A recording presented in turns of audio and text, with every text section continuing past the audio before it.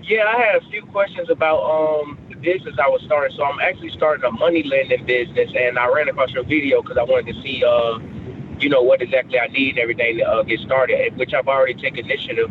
I filed with InkFile about 2 weeks ago, and they're finishing that up now. And I just bought the domain, email, and etc. And now I just got to work on the website.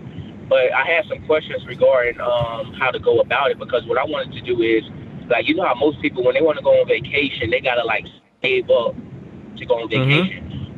Well, in this case, they can just lend money from me to go on vacation, and then over a year span, that money that they will usually be saving up to go on vacation, they'll just be paying me within the year span. Okay. So the first thing is basically, it sounds like I want to start a money lending business, but I want to use the brand of vacations to basically find my clients. Is that correct? Correct. Now the big thing is basically, did you file like the LLC stuff that you're talking about? Yes. Okay, that's not the only thing. There's also permits and licenses. So you need to find out what license and permits are required for you to actually go out there and lend money in your state legally.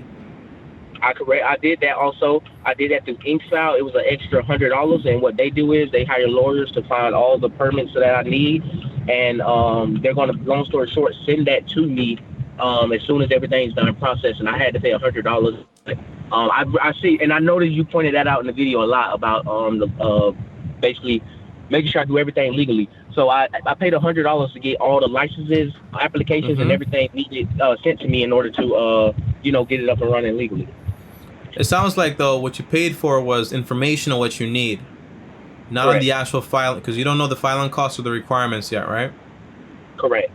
So once you find out what the requirements are, then you can go ahead and start this up.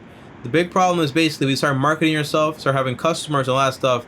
If legally you have a problem with that, you might be in trouble, right? But let's just assume, for example, for right now, that you get the permits correct. And I think in New York, the big problem was basically you needed someone with at least like I think it was 5 to 7 years worth of banking experience to actually go ahead and basically start lending money, and you also needed to make sure you actually lend at the proper rate and everything else like that.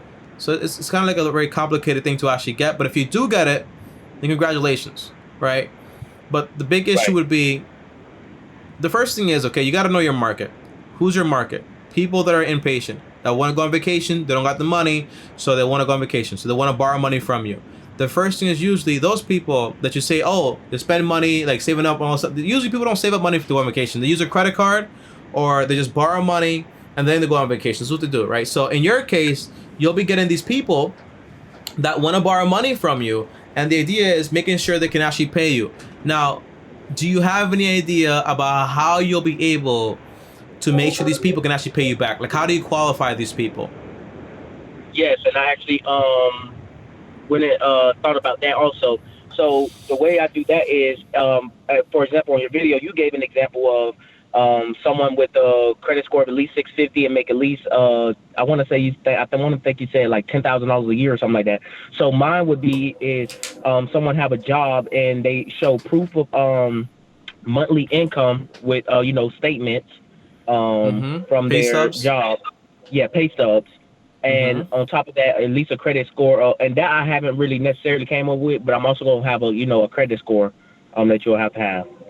Mm-hmm. What if they don't pay you? And I thought about that too, and I'm gonna do the route that you told me to do, where obviously it's illegal to harass people and everything. So, but there is a legal way where you can go into people's bank accounts and take the money out legally, and That's that's obviously I have to look into it, but that's that's the route I'm gonna take. collections after you get a Collect. after you get an order. Right. The big problem with this business is that there are okay. All right. If everything goes have you done this by the way? I am into real estate, and this is a new venture for me. I'm actually a real estate guy. Have you ever lent money in your whole life? Yes, but not through paperwork. Okay. How many people have Not you through lent money paperwork. to? About roughly five people. Okay. Did they all go well Yes, with their friends and family? friends. Yes. Okay. Did it change their relationship? No, not at all.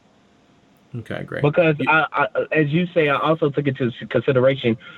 Just because you're my friend doesn't mean anything. I also look at like I look at your past. Like, do you have any? Have I ever had any conflicts with you when it came to Mm-hmm. money or anything, or know of you having conflicts?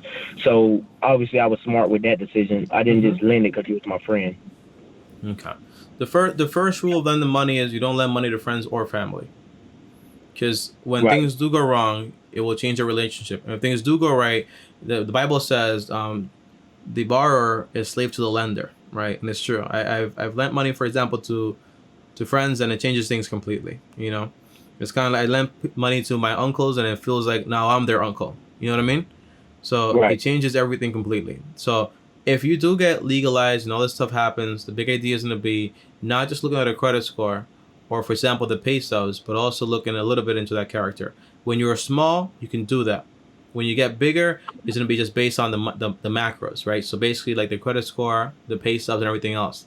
The big problem, for example, just with looking at credit scores, is that basically, or just like pay stubs, is that someone can have, for example, be making $1,000 a month or $2,000 a month, but they could be having a negative cash flow, meaning they do make that money, but they also have a bunch of bills and they can't afford to pay you. That's why a detailed credit score or a detailed credit check is going to be so important. That way you can see exactly what their debt to income ratio actually is, and from then on, you can kind of get a perspective if they're actually a good potential client or not. Does that make sense? It makes perfect sense. But if you do this business, man, it sounds like a great idea. It's gonna be marketing, because right now people want to go on vacation, they just use a credit card. That's it. And you're probably gonna have to give them something, which basically means like a little cost to actually get started. Maybe like, hey, with no interest for the first 3 months, right, on this amount of money that you actually borrow. I've But actually then go ahead. I've actually thought about that. I think I've honestly got around to a lot of stuff, and that's I've also got around to that part also. So my thought process with that is, um, what I was going to do is, like for instance, I'm just going to throw a number out. If I do, obviously you have to pay me back within a year span. If I'm doing 12% on the year, if you pay me back within a 6 month span, I'll only do 6%. And little stuff like that. You pay me back within what I said. I got it written down in my notes. I think it's like Mm-hmm. 3 months. If you pay me back within 3 months, no interest at all added. Mm-hmm. Sounds like PayPal. PayPal has this thing where if you pay back in 6 months, they don't charge you any interest whatsoever. You don't make it. You don't want to make it too complicated, because usually people don't know what you're talking about. Like 6% and 12%, what's the difference? So assume that people Right. don't know anything about interest rates, because usually they don't. So just make things very simple. If you borrow money, pay back within 3 months, you get to basically walk away without paying interest. Now the big thing is, how much cash do you have on hand for this business? Um. I actually have the money that I'm going to put towards this venture is roughly about 5,000. Okay. And okay, so let's see if you've done your research here. How much is the average vacation cost? The average vacation can cost between 700 and 1,200. I want to say Okay, so seven you want hundred to and look, $1,200. you want to look that up. That way you have like more perspective.